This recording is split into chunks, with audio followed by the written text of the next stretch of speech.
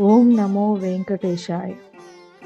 తిరుమలలో ఉత్తర ఫాల్గుణ మాసం పౌర్ణమి రోజున అనగా ఈ మార్చి 14వ తేదీన శుక్రవారం తిరుమల తిరుపతి దేవస్థానం కుమారధార భక్తుల సందర్శనార్థం అనుమతిచ్చారు.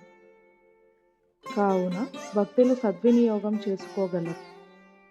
టీటీడీ ఈ రోజున ఉదయం 5 గంటల నుంచి మధ్యాహ్నం 12 గంటల వరకు మాత్రమే అనుమతిస్తున్నారు.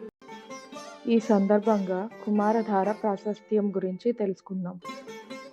వరాహ మార్కండేయ పురాణాల ప్రకారం ఒక వృద్ధ బ్రాహ్మణుడు శేషాచల గిరులలో ఒంటరితనంతో తన నిత్య కర్మలు ఆచరిస్తూ వృద్ధాప్యం వలన కంటి చూపు సన్నగిల్లటం మరియు వినికిడి శక్తి తగ్గడం వల్ల బాధపడుతూ స్వామి సేవకు అంతరాయం రాకుండా మనసారా పూజించేవాడు.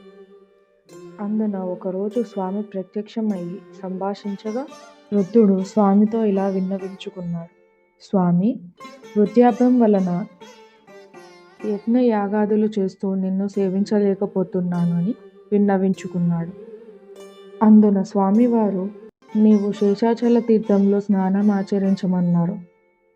అట్లే వృద్ధుడు స్నానం ఆచరించిన పిమ్మట ముసలి వయస్సు నుంచి కౌమార వయస్సులోకి మారిపోవడం వలన ఈ తీర్థానికి కౌమార తీర్థం, కాలక్రమేణా కుమార తీర్థంగా ప్రశస్తి.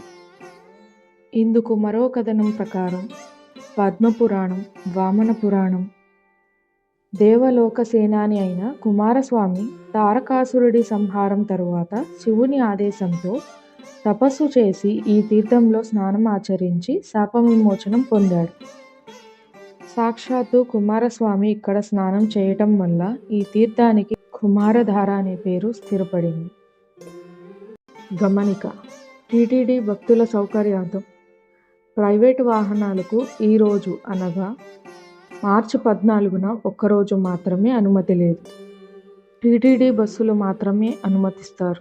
భక్తుల సౌకర్యార్థం కోసం పాప వినాశనం వరకు బస్సులలో, అక్కడి నుండి గోగర్భం డ్యాం మీదుగా పాదయాత్రగా కుమారధారకు అనుమతిస్తారు.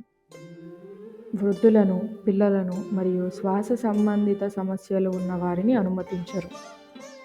పాదచారులకు మార్గమధ్యంలో అన్నపానీయాల సౌకర్యం కల్పిస్తారు. ఓం నమో వెంకటేశాయ.